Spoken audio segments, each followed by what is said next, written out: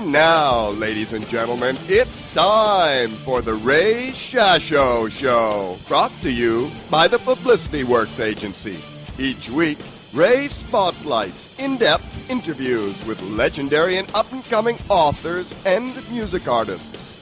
Ray also features the movers and the shakers of the music and publishing industries and suggests important methods for getting the most out of your public relations and marketing needs. Please welcome music journalist, author, and entrepreneur, Ray Shasho. Hello, once again, everyone. I'm Ray Shasho, and welcome to the show where we interview legendary and up-and-coming music artists and authors, brought to you by the Publicity Works Agency. Call us today at 941-877-1552, or email us at publicityworksagency.com. Remember, we shine only when we make you shine. During the course of 40-plus years, while continuing to record, perform, and tour the world with the Tubes, 15 albums and world tours, Prairie Prince performed and recorded with many of his heroes and fellow artists alike and fulfilled many desires to execute various drum techniques in a wide variety of musical styles. In the early 70s, Prairie worked with legendary pianist Nicky Hopkins, recording 2 albums with musicians such as George Harrison, Mick Taylor, Ron Wood, Ray Cooper and Klaus Voormann, among others. Prince started the band Journey with Neal, Schon, and Gregg Rollie shortly after and recorded the demos that got them their first contract. Prince opted not to join the band on a permanent basis for his dedication in the Tubes. After session work with Tommy Bolin, Brewer and Shipley, and others in the 70s and the 80s, brought work with Chris Isaak, and he played drums on his first 4 LPs. The 90s brought live performances with Tom Waits. Prairie was the drummer on legendary King of the Surf guitar Dick Dale's 3 CDs. Then Prince became the full-time drummer for the reformed Jefferson Starship, featuring original members Paul Kantner, Marty Ballin, Jack Cassidy, and Papa John Creech. After 4 CDs and several world tours, he bowed out as their full-time drummer in 1998, but continued to perform as their international gig drummer. In 2006, Prince toured with the New Cars, featuring Todd Rundgren as the lead singer, bassist Kasim Sultan, and original The Cars guitarist Elliot Easton, and keyboardist Greg Hawkes. Prince continues to perform and tour with the Tubes and Todd Rundgren. Visual art has always been a huge component in Prairie's life. He's painted murals, designed stage sets, and has a thriving business creating custom finishes on drums, guitars, motorcycles, and vehicles. Early in his career, he teamed up with Michael Cotton, former Tubes member, to create Cotton Prince, an artistic design partnership. They combined their art expertise and worked with the Tubes' choreographer Kenny Ortega to collaborate as the artistic team responsible for devising the production design and theatrical staging for the Tubes' live shows and videos. They also designed the album covers and graphic design for the band. They also came up with a style and airbrush technique which allowed to design and paint some of the world's largest murals. One of their most famous murals was the flying records on the exterior of the A&M Records building in Hollywood, California. The mural's demise was mourned by many in the music community. Jerry Moss, founder of A&M Records, the destruction of the mural was documented in a 2012 NPR interview. Their artistic vision and ability to produce innovative and artistic projects led to working for the world's top live performers, high-end retailers, and companies around the world. Working with longtime collaborator Kenny Ortega, they created set and stage design for some of the world's biggest musical touring acts: Michael Jackson, Shania Twain, Bonnie Raitt, Gloria Estefan, Bette Midler, the Tubes, and Todd Rundgren. They also collaborated on the closing ceremonies of the 1996 Olympic Games and the Super Bowl 30 halftime show, starring Diana Ross, Michael Jackson's 1997 history tour, and This Is It. Prince is also the artistic director of Mouthband, a company founded with Ross Valory, founding member and bassist of Journey. They've designed a line of shirts where graphic designs of jaws and teeth on the sleeves from a mouth when the wearer hugs themselves. And believe me, these are cool shirts. I've seen them, and I want one. Please welcome legendary drummer, accomplished painter, muralist, and graphic artist, Prairie Prince, of the Ray Shasho Show. Man, you've got some kind of resume there. Thank you very much, Ray. I really appreciate you remembering all of that. You read it really well. I was taking notes to try to polish up on what I remembered of the last 50 years of that Renaissance kind of thing, doing drums and playing music and painting and designing and all those things that it says there in my resume. That's wonderful. Anyways, glad to be on your show. Thank you for having me. And I think anybody would hire you. for something, I don't know. Yeah, exactly. Maybe not to cook, but I am a pretty good cook. Maybe not to cook, huh? Well, first thing, you're located down in Florida? I'm in the Tampa Bay area, yes. The station's in California, so it's I mean, that's what's going on today for radio. Yeah. Terrestrial radio today is just, dying. And, of course, you got satellite radio, which is still good and still going strong. Well, but I'm glad you're still out there. Yeah, I'm in it for you guys, to keep you guys, in the limelight. Yeah, good. Thank you. You got, which is interesting. I've interviewed a few guys that have been touring with several huge bands, and you're one of them. First, the Tubes. You got a show coming up, right? June 30th, in Alameda County. I do. We're playing the fabulous Alameda County Fair. We get to walk around with big turkey legs and cotton candy and talk with people that love to frequent this event. It's going to be pretty hot. I live in San Francisco, and it's cool and foggy in the summer. But if you drive 20 miles to the east, it's 30 to 40 degrees warmer. Oh, really? Wow, that's a big change. Hopefully I'll be ready for that. I think we're going to play outside, some stage outside. It should be fun. Do you guys still do a lot of festivals? We do some festivals here and there.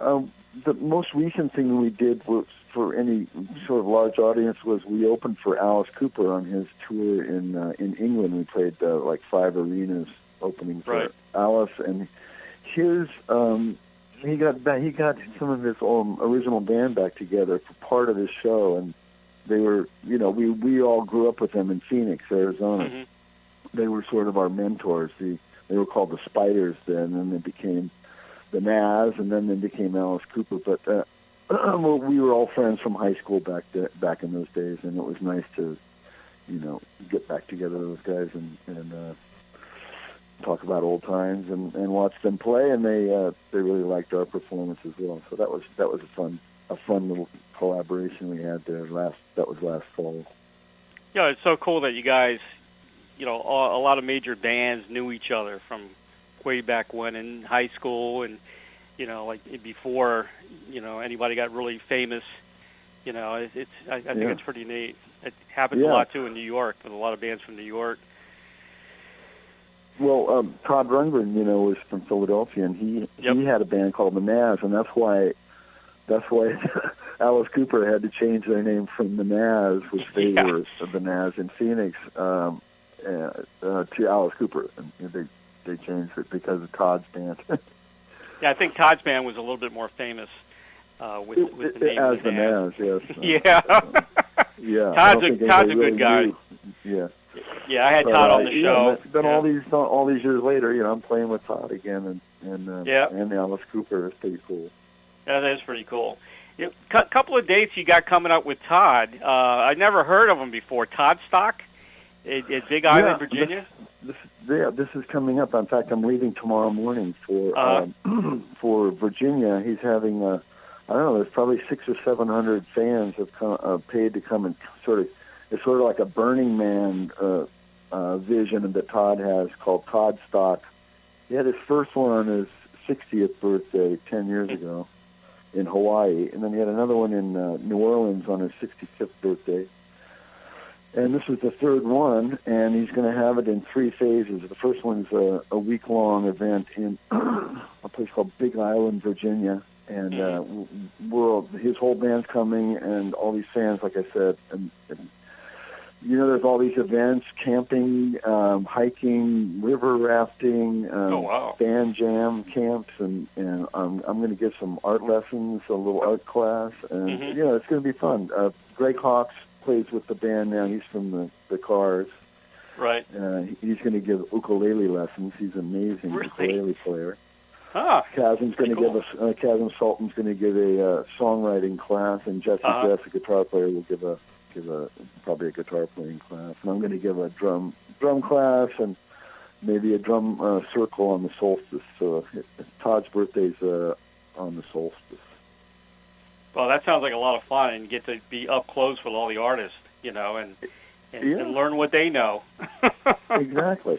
Yeah. And so that's the first week of his event, and then we go to Scotland the middle of July and do another week at a castle called the Kilburn Castle, and do another week of his birthday party there, and then then I'm going to go on tour with him doing a set called Todd Rundgren's Unpredictable, where he pulls out songs from the past that he doesn't really play that often, and does sort of weird versions of them, maybe more acoustic-y kind of versions, or bossa nova style versions of his songs, and then a selection of sort of his favorite music from the last 50 years of his era of listening to music, anything from Tony Bennett to Monty Python to Arthur Brown to Weezer, just a lot.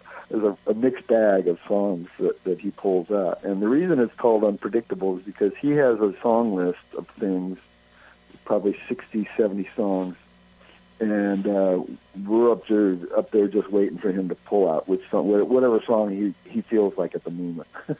So it's always different every night. And it's pretty fun. He's such an innovative guy, he when he goes out on tour, he never does the same thing. He's got Utopia. They regroup every once in a while. Tour.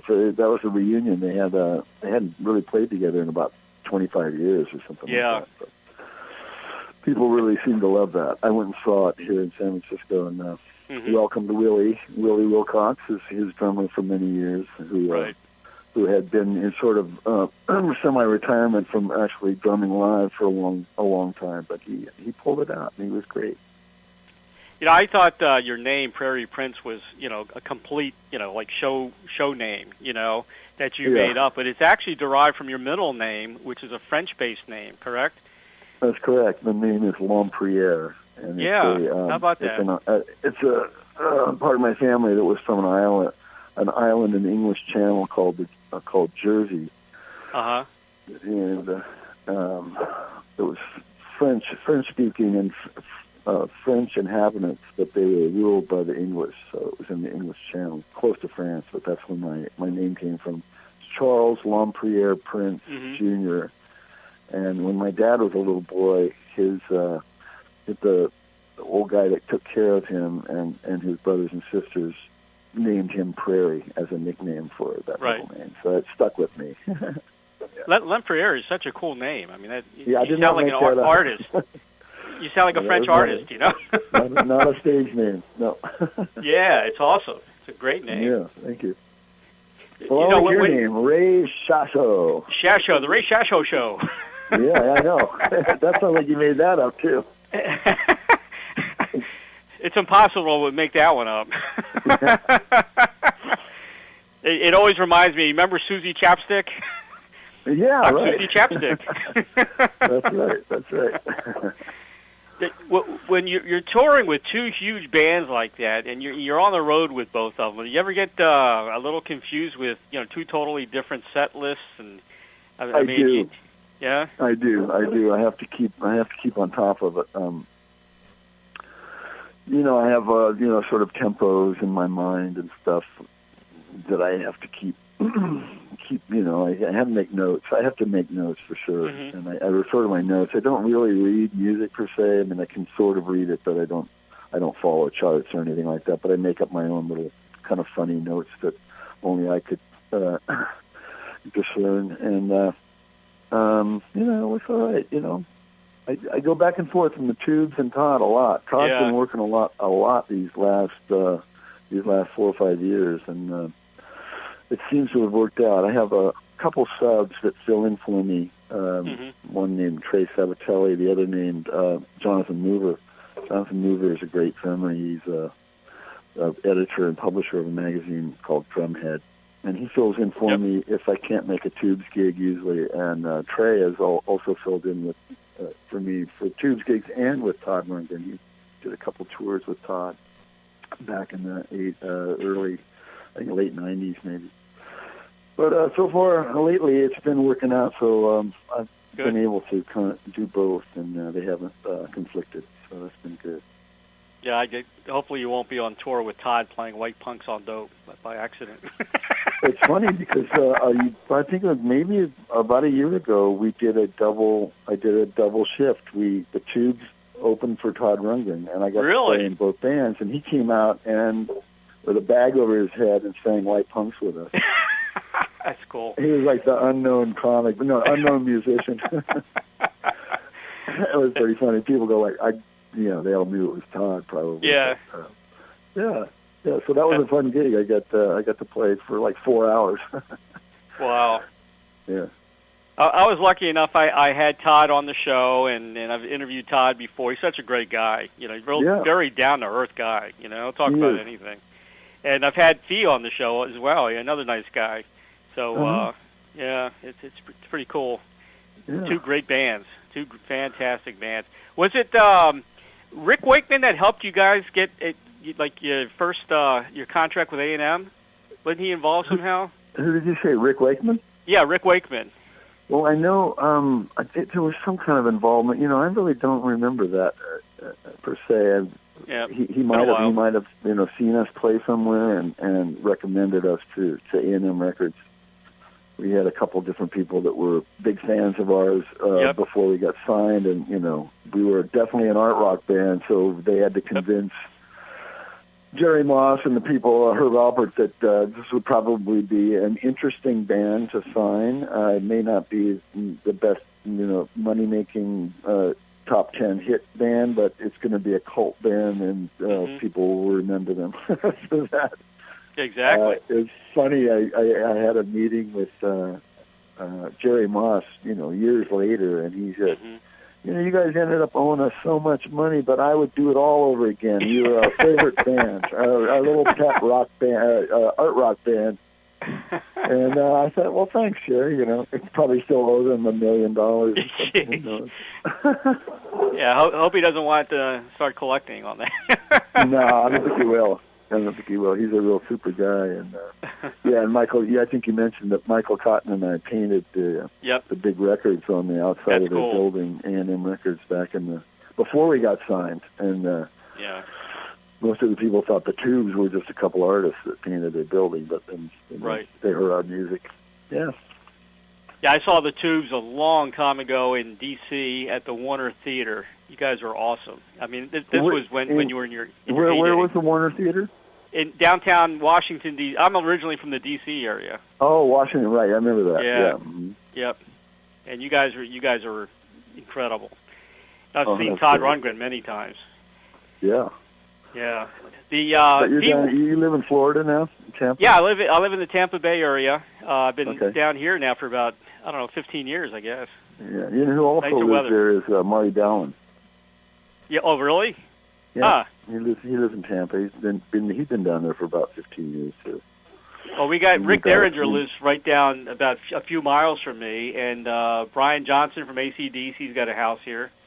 Oh. And Cheap Trick is I think in St. Pete, and guy from Aerosmith. Iggy Pop is somewhere around there too. Who's that? I think Iggy Pop is around there somewhere. Oh, is too. he really? I didn't know that. Huh. Yeah. I just saw him on that Jonesy's Jukebox radio show, and he was saying that he and his wife bought a house down in Florida somewhere. I'm not sure where, but yeah, good place to retire, that's for sure. Yeah. Well, I love my San Francisco. I grew up in Phoenix, Arizona, in the desert, and so hot, and moved up to San Francisco in the late '60s, and it's still my favorite city. So. Yeah, you know what? I like Tucson. I had my cousin used to live there, and we did the whole tour in Tucson, which was really cool. And when we went out to Tombstone as well, which was really awesome. You know, to see all yeah, and to see where all they made the cowboy pictures and things like that. That's right. Yeah. Tombstone. I mean, I had my southwestern roots for sure. I love the artwork, and I love the whole history of the Southwest. I've never seen so many cactus in all my life when I went there. It's incredible. That's where the Saguaro National Forest is. Yeah. It's unbelievable. I knew they had cactus, but not like that. Yeah, and it's really the only place in the whole world that has it. Yeah, that's right. That saguaro cactus. A lot of them are huge. Yeah. A lot of them are huge. Yeah. It's really cool. Yeah. Fee actually started out. What was that music that you played at the intro of your show? That was some music that I picked out that we're allowed to pick out. You know, with copyrights and everything. But I'll have to find out who actually does that. It's nobody, well known, but... okay. Yeah. I thought it was a Tube song, and I was like, I don't recognize that song. Well, speaking of the Tubes, we finally are starting to record a new record. Awesome. I was going to ask you about that. It's been sort of in the works for about... I mean, every tour we go like, we've been working on a new record. It should be coming out soon. But, right. Like 10 years later, we still haven't come out with it. But I think we've already got about 5 or 6 tracks, basic tracks cut. And so I wanted to put that out there. I think we're going to... The working title is The Tubes Save the World. Save the World. That's a good title. Yeah. Yeah. That's awesome. So that's my plug for the Tubes. Pete Waybill was a roadie, and before he became part of the Tubes, which was an interesting story as well. Yep. And the Tubes actually formed in, I guess it was 1972, and you guys opened for Led Zeppelin in 73. I guess Bill Graham was responsible for that. That's true, yes. And at first he wasn't real happy because you guys threw out everything at him. The cocaine, flour, pills. You heard that whole story, yeah. Yeah, that's pretty cool. But eventually Bill Graham loved you guys after that. He did love us. He forgave us for that. I mean, it was just, it was a mistake in the production of that day. We had just started, Fee had just started doing the character, the glam rock character, which was sort of based on a combination of Rod Stewart and Rod Planet, with Robert Plant. And his name was Rod Planet. And, it was the original Quaalude character, but he came out right from the get-go at the beginning of the show, rather than wait. He should have waited till the end of the show to come out. Which, later, we realized, that character should be at the end of the show, and he does his nasty stuff, and then we get off stage. Anyway, we did it at the beginning of the show, and he threw a bunch of pills out to the audience that were candy, of course, and some powder that was supposed to be cocaine. We thought it was funny, but the audience did not think it was funny, and they were just throwing stuff at us for the whole hour set we had. Opening for Led Zeppelin, and there was an outdoor concert at this place called Kezar Stadium right in the middle of San Francisco. Huh.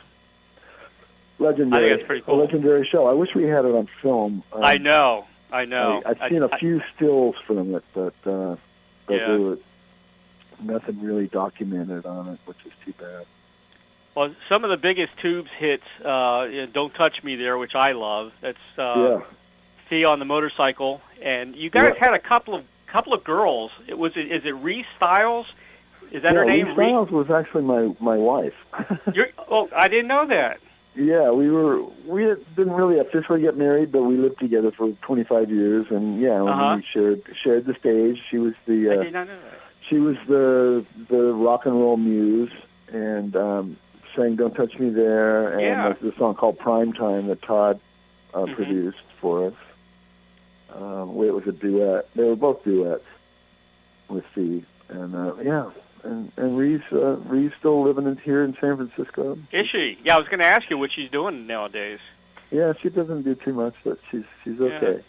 Her name is actually Shirley Marie McLeod, right? That's correct, Shirley Marie McLeod. And Marie came from Marie, short for Marie. Right. And then you also had Jane Dornacker. Jane Dornacker, yeah, which she passed away, which is very strange, in a helicopter. And that was actually, she had 2 incidents in a helicopter, and the second one actually killed her. Was fatal, yes. That's crazy. And, that was the most bizarre thing. She was a traffic reporter. Right.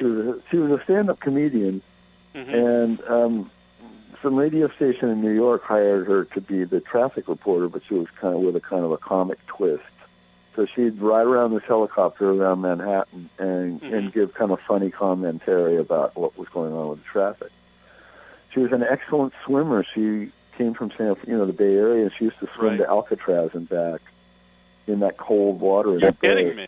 And so she was a very, very strong swimmer, and it was wow. It was the most sad thing that the company, the helicopter company, just didn't take care of their helicopters. And the first time it went down, she actually saved the pilot who was drowning, got out, and then maybe within 6 months later, it happened again, and they both drowned.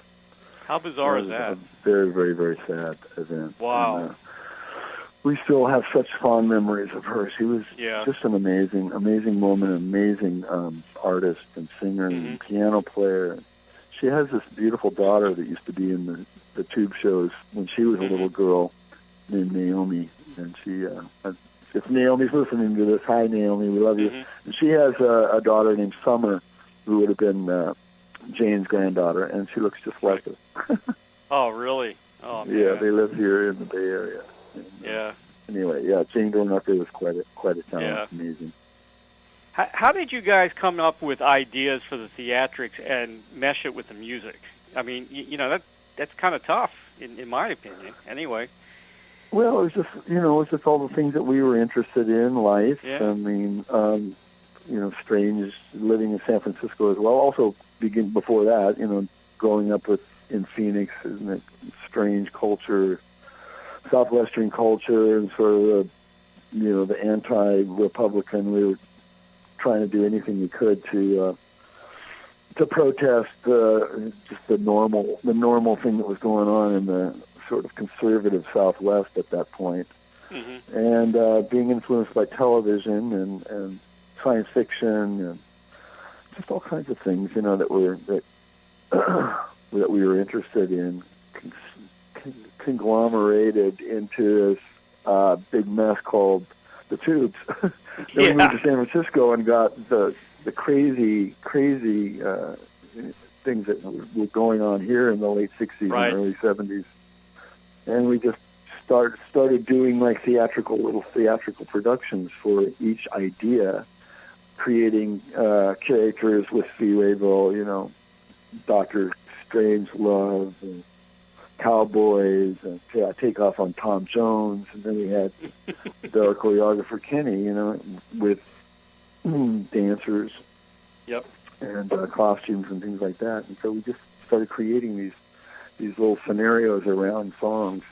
And then it would go the other direction. We'd come up with a song and then try to illustrate it with all these things. And then we'd go the other direction and come up with just a crazy idea and then try to write a song around it.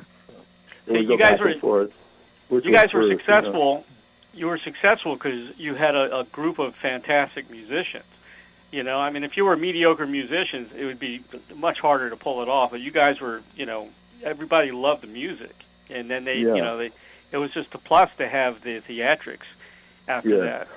Well, some people think that was a detriment just because it took away from, it took people's attention away from the music as opposed to, adding to it. But we always just thought it was a great combination of, great music, great musicians, and then this beautiful accompanying theatrical production around each song and throughout the whole show, and developing, video and things like that.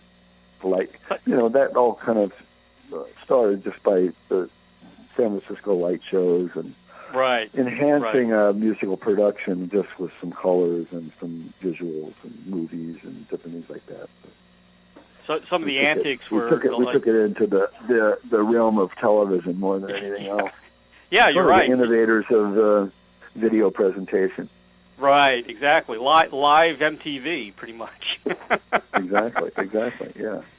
So, some of the antics you guys did, Fee beating up a couple in the front row, which, of course, were planted during the crime medley, then taking off his disguise as the band launched into Mondo Bondage, and huge stack of kill amplifiers falling on Quaalude during the finale of White Punks on Dope. Yeah, those things all kind of fit inside of each other. They stacked inside of each other. They were just hollow. The hollow boxes. But it took up a lot of space in the truck. But it was such a great effect. We kept doing it. And actually, when we did the Michael Jackson tour, the history tour, we copied that idea. And he made a wall of amplifiers as well. It was just really. 12 times as big as the one that we ever had. Yeah. But it was the same concept. It didn't fall over on him, but it crashed down at some point. Yeah. The most amplifiers I've ever seen stacked up was the Grateful Dead. When I saw them. What was that called? The Godzilla, or the Wall of Sound? Yeah, I couldn't believe it. I said, "What?" Yeah, I think that guy Owsley, the LSD manufacturer guy.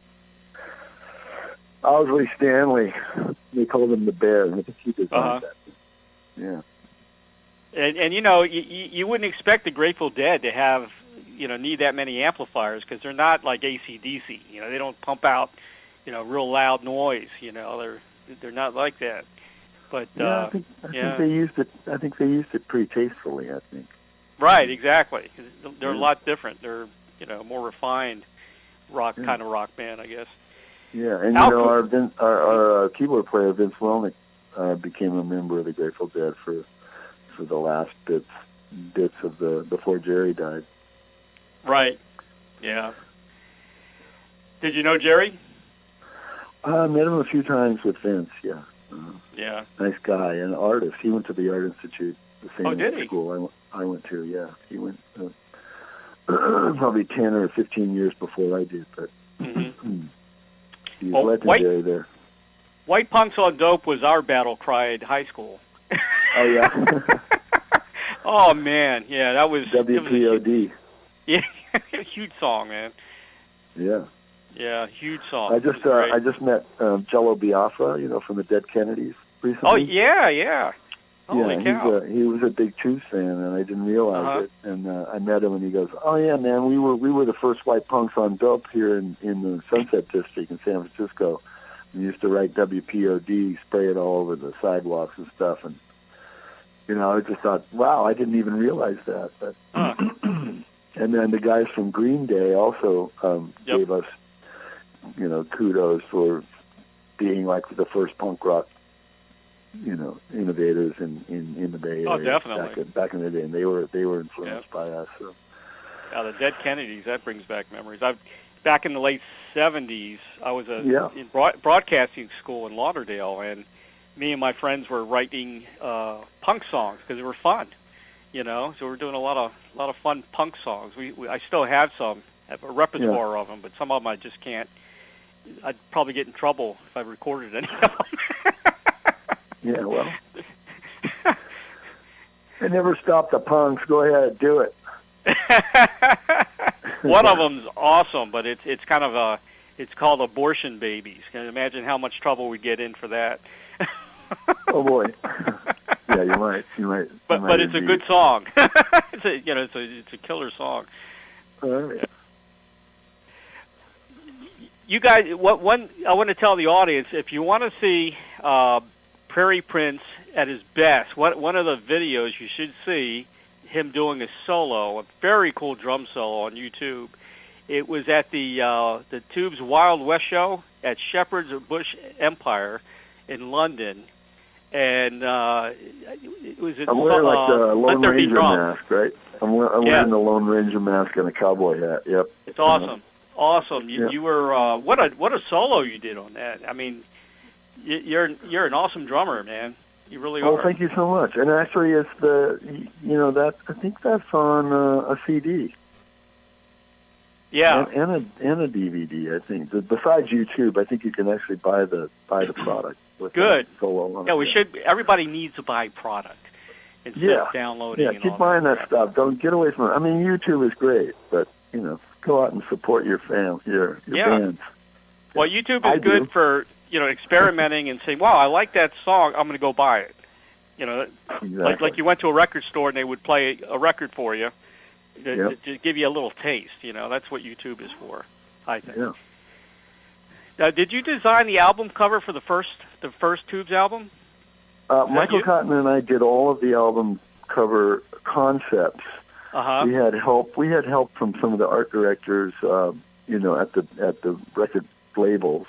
Right. But yeah, we came up with concepts and went through all the preliminary ideas. I had sketchbooks full of ideas that were tossed off and ideas that actually came to fruition. And the first idea was just some girl trying to rip into that record to get to be able to listen to it as fast as she could. And the way that we came about presenting it was quite an ordeal. We decided we wanted to write the name in something that would come out of a tube, some kind of a cream or something. We ended up using close-up toothpaste because it was clear and it was red and cinnamon flavor. So we started writing the tubes on pieces of paper with toothpaste, and we ended up like, God, we're going to need a lot more of toothpaste because it's not looking so good, We had to keep doing it until we got just the right ones. We used 4 cases of close-up toothpaste to finally get the one that we liked, and then we photographed it, printed it out, put it on a record cover, then had get an incredible manicure and rip the actual photograph, and then re-photograph her ripping that. So that's how that we built up that album cover.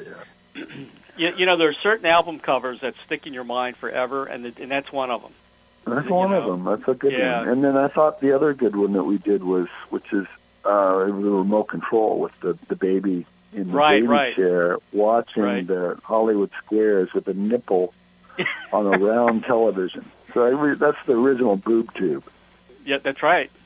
I remember. You remember that movie? The boob tube? Yeah, the boob tube. I don't know. What was it? No. I think it was called the boob tube. Yeah, it was a funny movie. It was just really crazy. It's one of the first movies of its kind. Oh. Yeah. I'll have to check it out. Yeah. I want to. I know you've told this story a million times. I was a big fan of Journey, but only in the beginning. Because I like prog rock. I was a big fan of progressive rock. Right. And when Journey came out with Gregg and Neal and Ross and Ainsley on drums, one of my favorite albums was Look Into the Future. But after they got commercial, I didn't. That wasn't my thing. Yeah. I always liked the more underground type of bands. How did you guys got Journey signed to their first record label, correct? Well, yeah, we did all the songs. I mean, I helped. We got together. The way the story started was Herbie Herbert, who was their manager. He worked for Santana. He and Neal and Gregg, Rollie, left Santana to start a new project. His idea was a project called the Golden Gate Rhythm Section, and it was going to be mostly a band of sort of session guys or, friends around the Bay Area that could get together and record music and play, but not really a band. He was managing the Tubes at the time, which I was already in. Right. He's the one that helped get us onto the Kezar Stadium gig with the opening for Led Zeppelin. But anyway, he kept saying, well, I love the Tubes, but I want to start this new band called the Golden Gate Rhythm Section, and it's got Neal, Schon, and Gregg Rollie from Santana, who I've been working with. It's got Ross Valerie and George Tickner from a band in the East Bay called Philander Bandersnatch or something like that, which I hadn't heard of. But and I said, well, sure, I'd like to go in and start a recording project. And so we did, and we just all fell in love with each other, and we started working on writing songs. And long story short, we, over a course of, it seemed like about a year, maybe a year and a half, we wrote a bunch of songs together. Went into a studio called Rollie Hyder's, which was back then a very famous recording studio in downtown San Francisco, and we recorded all the songs that we had written. And those demos exist today, and that's what was played for the record company that ended up getting them their record deal. And then, of course, they went and re-recorded it with Ainsley. But those are all the songs that I helped them write on that first record. I did one show with them opening for Santana. I think it was 1973, going into 74. And I have a recording of that as well, a great recording of that. And then the next day we went to Hawaii and opened and played for the Crater Festival with Bonnie and Delaney. Yeah, I remember that. Yeah. And so that's that. And then that was my history with Journey, really. I didn't really play with them after that because I was with my brothers from Phoenix, the Tubes, and we just had a different kind of direction in mind. And as much as I loved that prog rock and the Journey, and just loved Ross and Neal so much, playing with those guys because they were so powerful. I just decided to go with the Tubes instead. So that's the history of that story. It's interesting how that band morphed into Journey commercially. It's kind of like as soon as they finally got guys that could sing, and Steve Perry. Well, I mean, Gregg Rollie was a great singer, but he just was a different kind of singer. I guess they were looking for someone with a little more pop sensibility. Right. They wanted to sell records. Yeah, well, they did that. They did that. Yeah, they sure did. Mm-hmm. The other band I'm very fascinated with that you were involved with was XTC. Right. Actually, Todd Rundgren got me involved with those guys. He was asked to produce their album Skylarking.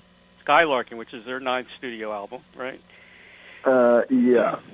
We had actually played with XTC, the Tubes did, on Top of the Pops in England back in around 79. So we'd all met each other, and I was a big XTC fan from the get-go.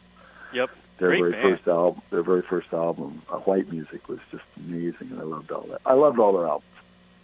So I was a huge fan, and when Todd got that job, he had just recorded the Tubes album, Love Bomb, with us. And he said, I got this project, you want to play drums on it? And I said, absolutely. So they started the record, Skylarking, at his studio in Woodstock, and then they brought the whole thing out to the Tube studio in San Francisco, and I put the drums on there, and that's how that went down. That's great. Yeah, Todd told me that it was either Andy or Colin was afraid of flying, and they created the Dukes of Stratosphere, because they weren't going to be doing any touring. Oh. And the Dukes of Stratosphere, I think they put out a couple of albums, but have you heard those albums? Oh yeah, I love those records. In fact, I'm on one of them. They were outtakes from the Skylarking session. Right. Ended up on the Dukes of Stratosphere. I think it was called My Little Lighthouse. It's awesome, man. Very Beatles-ish, on a lot of. Oh yes, super Beatles. Yeah, those guys were very, very, very talented. Very talented. Yeah, and then I got to play on another two of their records 15 or 20 years later. Really? Called Apple Venus. Yes. And Wasp Star. So I played on both of those records. They hired me to come over to England, and we recorded it at a place called Chipping Norton Studios. Apple Venus 1 and 2, right? They did. Well, it was originally it was supposed to be a double album, but then they ended up, messing up. Something happened, and they ended up having to put out 2 records. Okay. But yes, I played on both of them. Yeah. You were also on the Tin Man Was a Dreamer, Nicky Hopkins album. That's right. Yeah, that was one of my biggest claims to fame. That's cool. George Harrison was on that. I think Klaus Voormann. Yeah. Yeah. Ray Cooper, Chris Spedding, Mick Taylor. Taylor, he had a right. whole list of people that Ron Wood. He had a bunch of people that, he was like the number one session player in England. Yes, he was. And he was incredible. He had played on so many people's records: Rolling Stones, Beatles, The Who, The Kinks.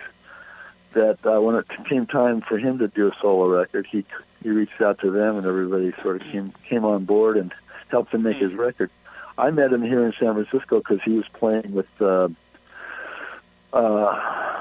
He had been playing with the Jefferson Airplane, and then he started playing with Quicksilver Messenger Service, David Freiberg and John Chaplin and those guys.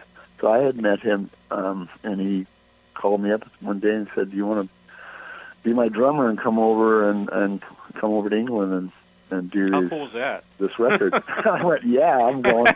So, and at the same time, Journey guys were trying to get me to go, and the Tubes were trying to get me to be with them. I was being pulled in all kinds of different directions at that early 70s. So, but I'm glad I ended up doing that because it's a great record and it's just classic. And God rest his soul, Nicky Hopkins was still one of my favorite rock piano players. Did you hang out with George at all? We did. We got to hang out a little bit. We went to Friar Park, and he was building a studio, and I showed him some of my designs of murals and stuff that I'd been working on in San Francisco, and he said, "Oh, I'd love to have some murals in my studio," and I did all these designs for him, and then I never went back. It never happened, but I still have the working studies for the George Harrison Friar Park studio murals. Yeah. Never happened, but we got to hang out with him a little bit. Really super guy. I got to go to a session with Phil Spector was producing his record. I think it was called. It was after the record after. It was the record that came out right after All Things Must Pass.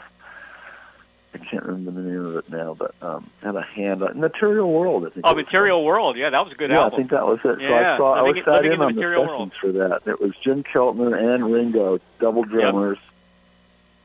Gary Wright and Nicky Hopkins playing keyboards, and Phil Spector producing. And it was, Phil was like walking around the studio with a gun and pointing it at people. And George would say, "Phil, put the gun down. Put the gun down, really? Phil." Huh? Yeah. Is that he was really like that, huh? Yeah, apparently. I mean, I didn't get to know him or anything, but he was a pretty strange character. Huh? I didn't get it. I didn't get why George Harrison had that guy. Yeah. I mean, he was an amazing producer. He produced a lot of incredible records, but he was also such a wacko. Wacko dude. About the same time of you were on that album, The Tin Man Was a Dreamer. Cheech and Chong came out with Basketball Jones, and Nicky Hopkins was on that song, but I never realized how many people were on that song. George Harrison, Klaus Voormann, Jim Keltner, Carole King. Oh, wow, it must have been right around the same time with same session guys. Time, it was about the same time. Billy Preston was on that. I mean, I didn't know that song. I mean, I love that. It's a funny song and it's a good song. You can tell there's good musicians on there, but I didn't know, of that caliber. Yeah. Wow. Well, they're classics. Cheech and Chong, they're amazing. They are, man. Yeah, they are amazing. Yeah. You also work with. I got to wrap this up pretty soon. I'm sorry. I have a meeting over in the East Bay, and I got to get over there. I'm over at the beach right now at my house, and I got to get all the way over to Oakland. Well, a couple plugs for you. Mouthman, right? Is that your company? Mouthman is Ross Valerie's company, actually, but I'm involved with that still. You're involved with that? Not as much as before, but we still have that company going, Mouthman. It's on the internet, and people can find that. You got some great products on there. Very interesting products. Yeah. You got the tours coming up for both bands. You got a new album coming out. When is that going to be released? The Tubes record? Yes. You got me. But all I can say is it's going to hopefully be before 2020. Before 2020. Yeah. And I also have a solo project, my first solo project. It's called Prairie Prince's Colors and Passions. Awesome. And it's a percussion-based record. Right. That's going to hopefully include a lot of my celebrity musician friends, and as well as a lot of my drummer friends. Collaboration record, but it's based on the idea of colors and passions. Awesome. We'll be looking out for that as well. Which are my passion, color, painting. Exactly. Well, you're such a talented guy, man. You do it all. You're a Renaissance man. Thank you, Ray. Thank you so much for being a guest today, and more importantly, for all the great music you've given us, and all the music you will continue to bring us. Thank you. I hope I can play the Tubes record and my record on your show someday. Yes, you're always invited to come back on, and we'll play some new stuff. Okay, great. Thanks, Prairie. Take care, man. Thank you so much, Ray. Yeah, and have a happy day. You too. All the best. Bye-bye. Bye-bye now. For more information about Prairie Prince, visit www.prairieprince.com. Also, www.facebook.com/Prairie Prince. With the Tubes, www.thetubes.com. And also with Todd Rundgren, www.toddrundgren.com. Very special thanks to Trace Keene for arranging this wonderful interview with Prairie Prince. And, of course, the dynamic duo of Doug and Don Newsom of BBS Radio for making the magic happen for each and every broadcast of the Ray Shasho Show. And if you have comments or suggestions for the show, contact me at therayshashoshow@gmail.com. And please don't forget to purchase a copy of my book entitled Check the G's, The True Story of an Eclectic American Family and Their Wacky Family Business, or the second edition entitled Wacky Shenanigans on F Street, Proud to be Politically Incorrect in Washington, D.C., available now at Amazon.com, and I promise you will live it. Have a great week, everybody. Thank you, everybody, for listening to the Ray Shasho Show, brought to you by the Publicity Works Agency. Call 941-877-1552 or visit us at publicityworksagency.com, specializing in author and music artist publicity plans. We shine when we make you shine. Join Ray Shasho every Monday at 3 p.m. Pacific, 6 p.m. Eastern on BBS Radio, Station 1.